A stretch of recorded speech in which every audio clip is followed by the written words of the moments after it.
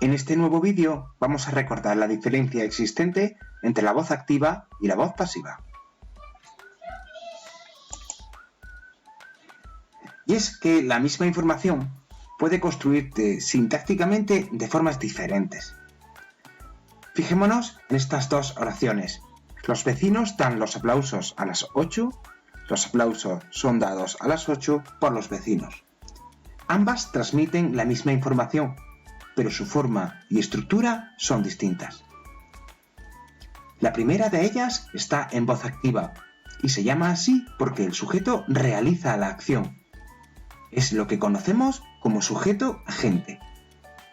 La segunda oración está en voz pasiva, ya que el sujeto, los aplausos, no realiza la acción del verbo, sino que la recibe. Por eso se llama sujeto paciente o pasivo.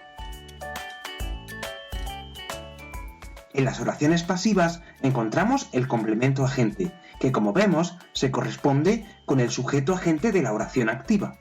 Es decir, que el sujeto de una oración activa se convierte en complemento agente en una oración pasiva. Este complemento agente casi siempre es un grupo preposicional encabezado por la preposición por y puede no aparecer cuando no se considera necesario, como en la oración la plaza fue desinfectada, donde se entiende que fueron unos operarios de limpieza quienes hicieron esa labor.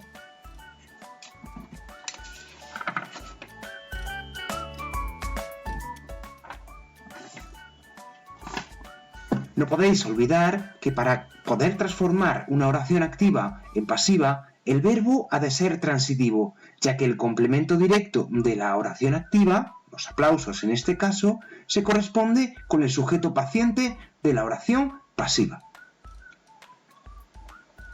La última transformación se produce en la forma verbal, y es que la voz pasiva se construye con el verbo auxiliar ser más participio del verbo de la oración principal. Es muy importante recordar que el verbo de la oración pasiva ha de mantener el mismo tiempo y modo verbal que tenía el verbo de la oración activa. Así, dan, que está en presente, se convierte en son dados, que sigue estando en presente. Y si tuviésemos daban, que sería pretérito imperfecto, la reconversión a pasiva se convertiría en eran dados, donde sigue manteniendo el mismo tiempo verbal. Y si fuesen habían dado, tornaría en habían sido dados, manteniendo ambas formas el tiempo en pretérito pluscuamperfecto.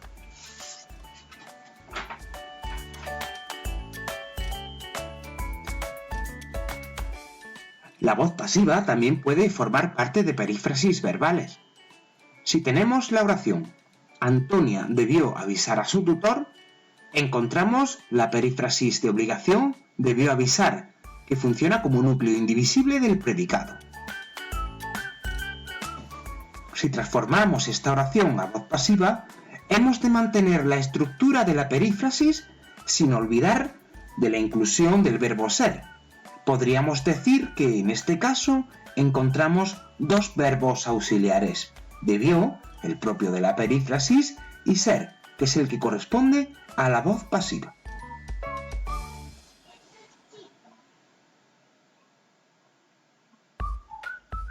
Por tanto, la transformación de voz activa a voz pasiva se realiza siempre de la misma manera.